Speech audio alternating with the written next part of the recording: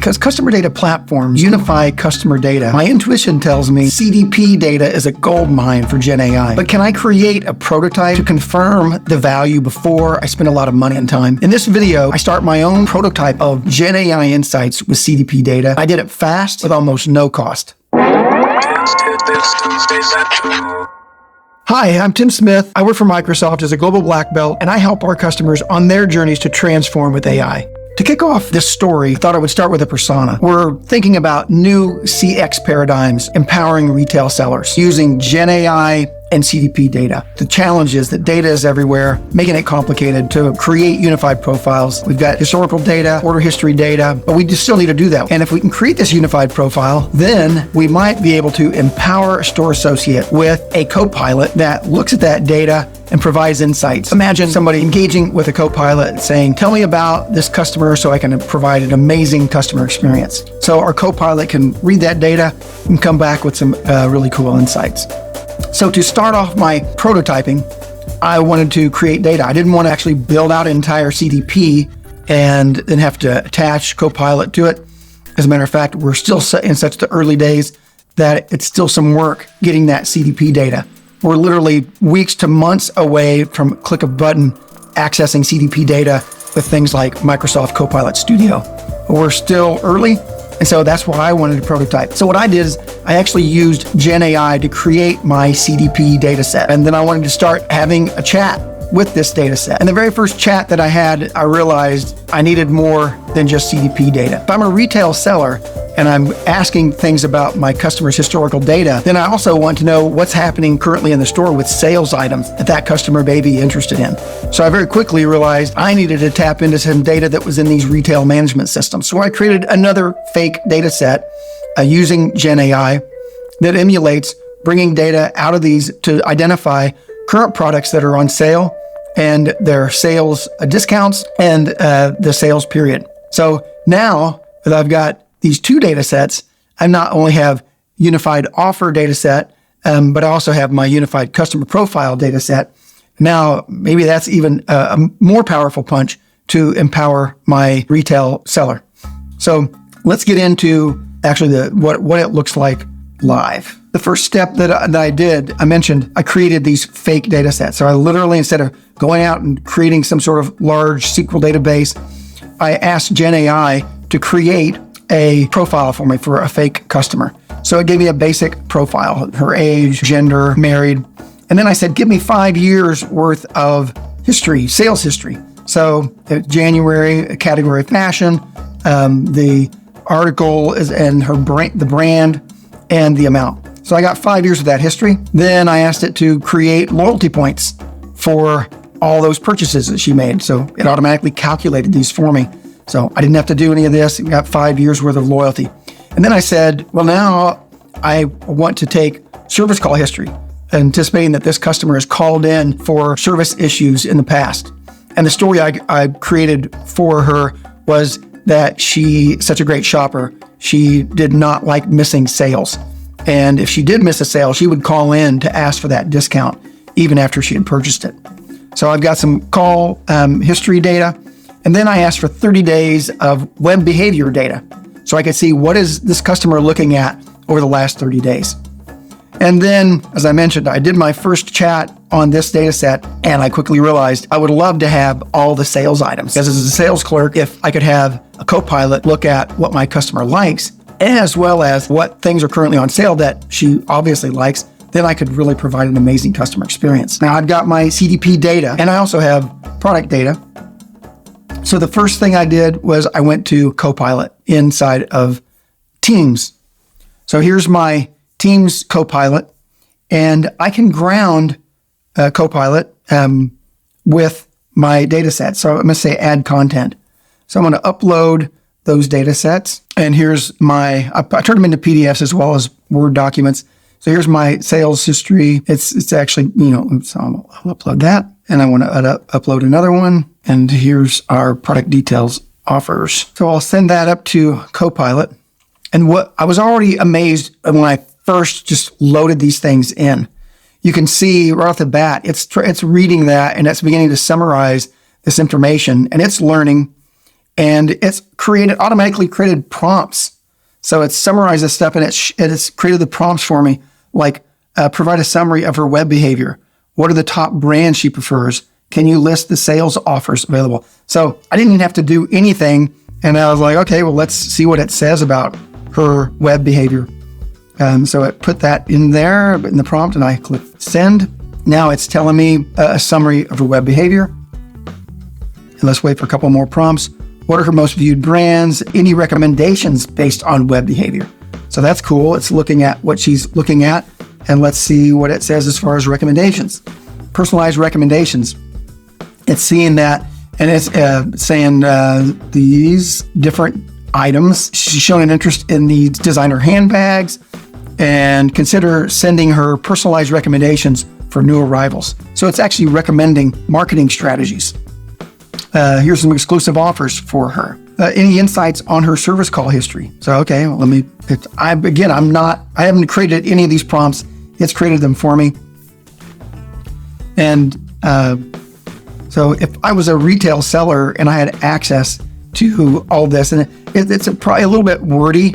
It's one of the things I'm seeing here. It's telling me where it's getting the information. It's a little bit too many words for me. If I was on a retail floor, I probably would not want to read this many words. So right off the bat, I'm seeing really great insights from it. But what if I asked it, draft me an email to highlight a top product that Avery will be interested in. So let's see if it can take that information and draft an email for me. Let's see what it says. I hope this email finds you well. Excited to introduce you to the latest collection. Here's a couple featured products. And as a valued customer, we're pleased to offer you an exquisite handbag, an exclusive 20% discount.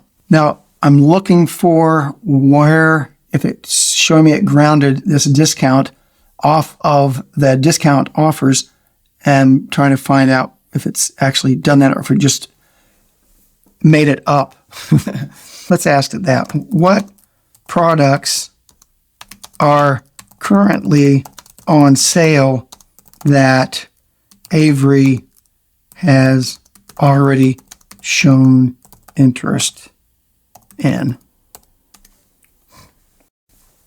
So I'm hoping it's going to read our sales items. And so it's finding these, and it's obviously read it because it's showing the sales period, and it doesn't show me any discounts that were listed in that information. Pick the top two based on her web behavior. I got some misspellings. Let's see if it's going to. Okay, so it picked this designer handbag. These products align with the browsing history and are currently on sale, making them an excellent choice. So I'm really hoping to see where it was getting the information. I'm not seeing that really quickly here. Usually it does show me those references. So that was my first start. And I was really blown away. It was kind of confirming my hypothesis. There is a gold mine here of CDP data, especially when you cross-reference it with data like the product sales. But I wanted to go now to the next step and see if I could begin to personalize this, because this was really quick. GenAI data created, put it in a Word document, put it in a PDF, and then ground a GenAI large language model using Copilot inside of Teams. No cost, a couple hours of playtime for me. Next thing I wanted to do was, how might this look if I went into Microsoft Copilot Studio? So I actually very quickly, this is not my area of expertise. Copilot Studio, I'm a CDP guy, but Copilot Studio is a low-code, no-code bot creator. It made it really easy for me to get up to speed. So there were some I saw this thing that said store operations. I clicked on store operations. It actually preloaded links to Microsoft Store so it could ground on that data. I created my own version of it. I deleted the links to those. I created my CX coach, and with no code, literally just turn this thing on, I could add my knowledge. I deleted the two that were out of the box and added my two data sources. And then you could begin to create your prompts. So it didn't automatically create prompts for me, but it was really easy to create the prompts. I saw here it said prompts are these topics. I used the conversation start, and there were some prompts already in here based on store operations. I deleted those because I didn't like where it was headed, and I started creating my own. So if I can click on one of these, I'll show you how easy these are to create. So here's this one. It says top 2 brand preferences, and I can't read the rest of that in there, but this is the whole text.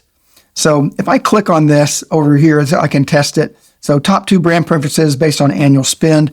So that was the soundbite, but then it used summarize the customer's top 2 categories by name and 2 years spend subtotaled by year. And there it is. So customers' top 2 categories, fashion. Here it is. It's fashion.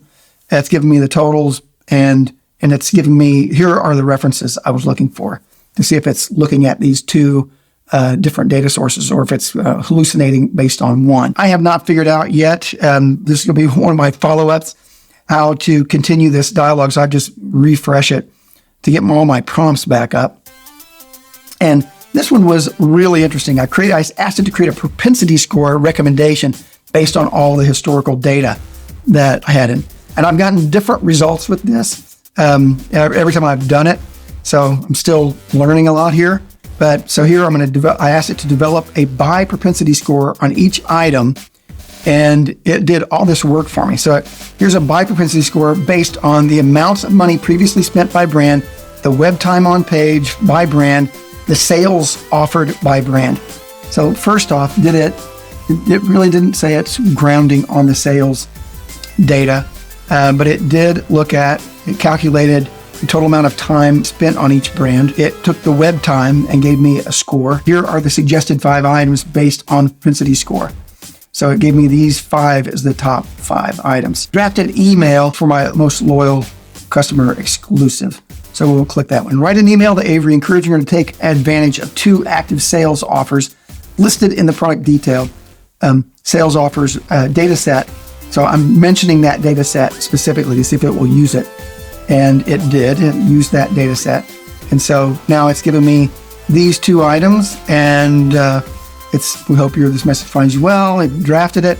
So in summary, what I've learned from doing this exercise is that I can encourage our customers to very quickly create fake data sets. You can simulate these CDP data sets without creating a database. You can go into ChatGPT, upload these ground, and then get a team to begin to create prompts and experiment so that you can see what kind of insights you're going to get. And then it's going to help you draft the right kinds of prompts. That is, to me, the real new skill set is drafting prompts. People who are going to be able to draft these prompts to be able to empower people on the retail floor. They can create a little soundbite that makes sense. I might be a seasonal employee, and I will get the brain power of somebody who's worked in retail for many, many years, creating a prompt that could help me deliver amazing customer experiences by reading that data and giving me summaries of things, suggestions that how I can engage with a customer at a personalized level. Thanks for watching this episode of Tim's Tidbits.